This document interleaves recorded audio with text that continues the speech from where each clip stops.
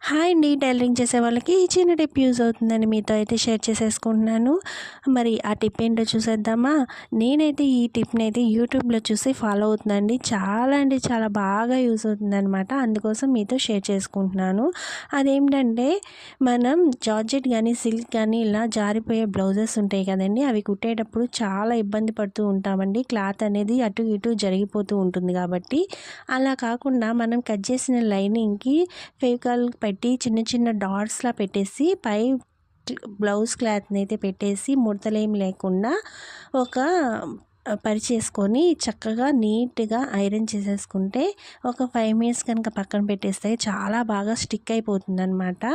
మనకి పని అనేది కూడా చాలా త్వరగా అయిపోతుందండి. కుట్టేటప్పుడు కూడా అంత ఇబ్బంది ఏం లేకుండా చాలా బాగా నీట్‌గా కుట్టేసుకుంటాము.